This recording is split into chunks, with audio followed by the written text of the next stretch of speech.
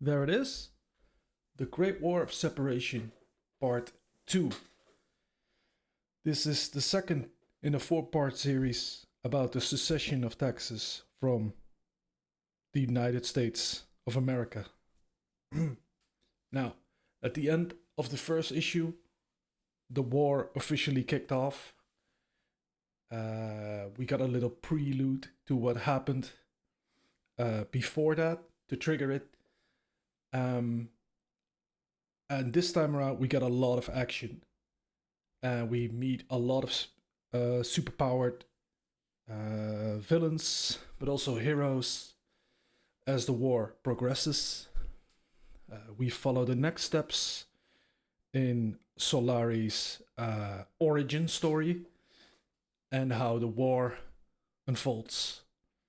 And we get some more setup from the returning villain called Zeno.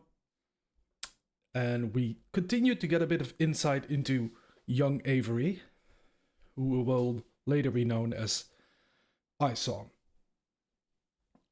So, again, this is written by Chuck Dixon, and the art is done by Jack Herbert, just like issue number 1. Both of these people have a big amount of experience in their respective fields. Chuck is a veteran writer, and Jack has over 20 years into the art side of comics. And, well, it shows. I've said before about Jack Herbert, I love his art.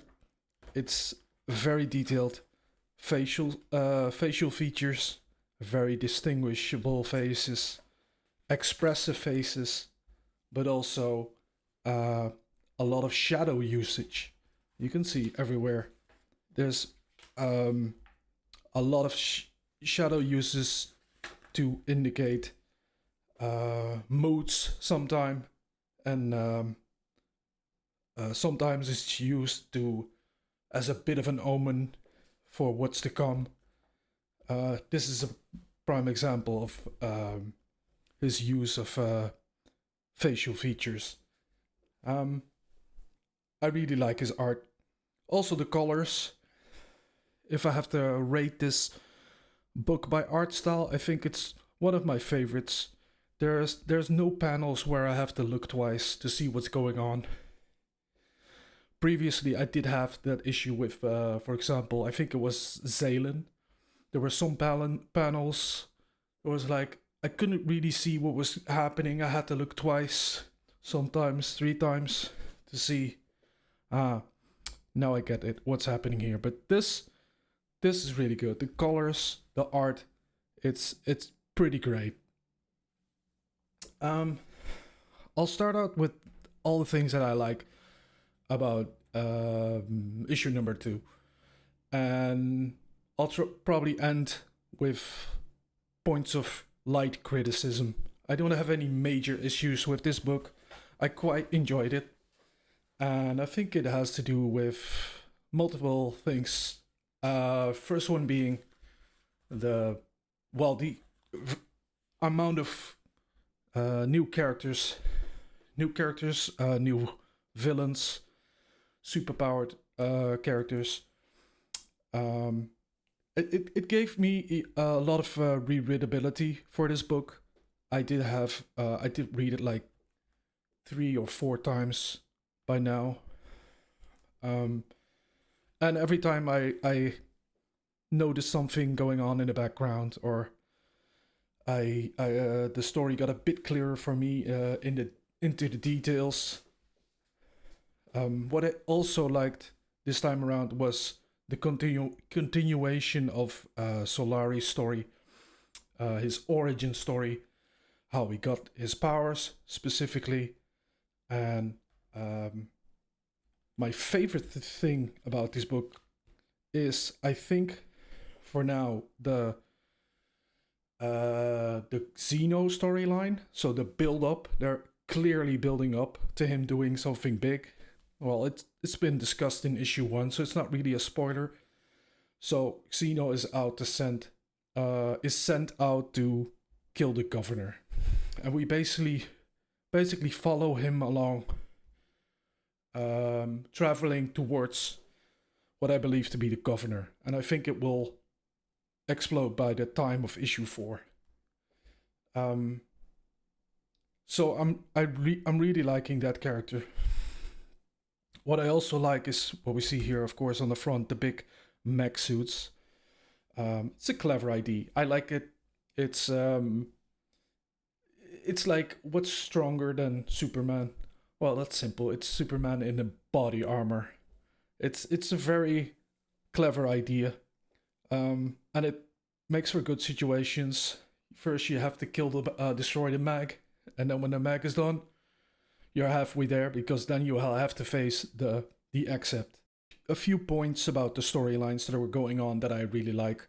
There's also enough evidence here that Chuck Dixon is a great writer. I think he has some very good skills.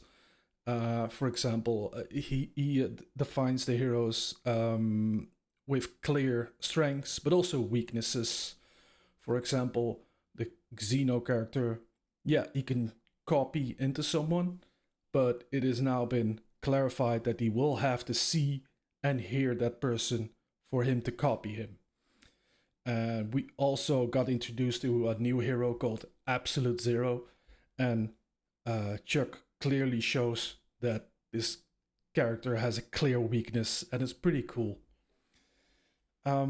He also touches upon experience versus strength, because in this issue, Solari gets his powers, and they play with him being strong but inexperienced, which is clever. He will have to go up against villains who were born with their powers, who aren't necessarily stronger than him, but they do have way more experience and are way more capable with their own strengths and abilities.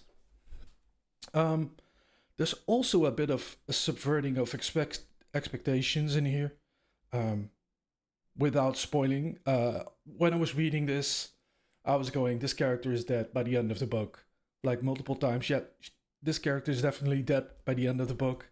And then it kind of gave me a curveball at the end. And I like where that was going. That was cleverly done, in my opinion. Also, there's been a lot of thought put into the way war works, basically, logistically. We saw that a bit in issue number 1, and we pick up from that in issue number 2. For example, oil. Oil is an important thing in war. Well, it's important regardless of war, but especially important of war. And it's touched upon in issue 2. Yeah, overall, a lot of actions, a lot of action, a lot of heroes, a lot of villains, and a lot going on. And we get a glimpse into the next few, maybe weeks or months of the war, the Great War of Separation.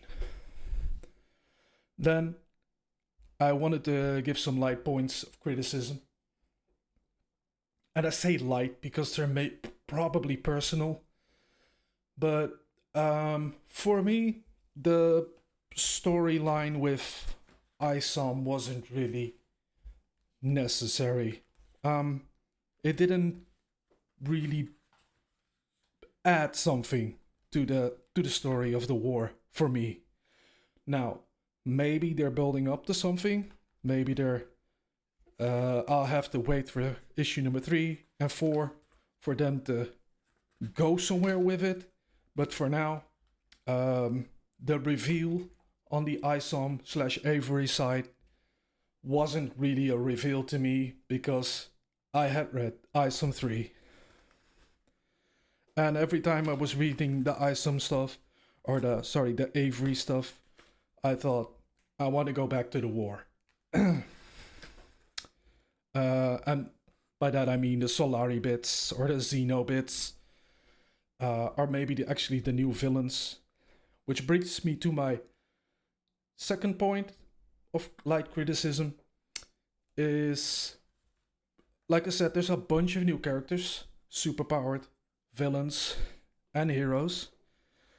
Because of that, I think some of them didn't get their time in the sun. So by the end of issue number 1, we get introduced to a character named Stallion. I remember this because they showed his face and there was a little tag saying Stallion, indicating this character might be important. Turns out in this issue, he's not that important. And he's been dealt with. Oh, here he is again.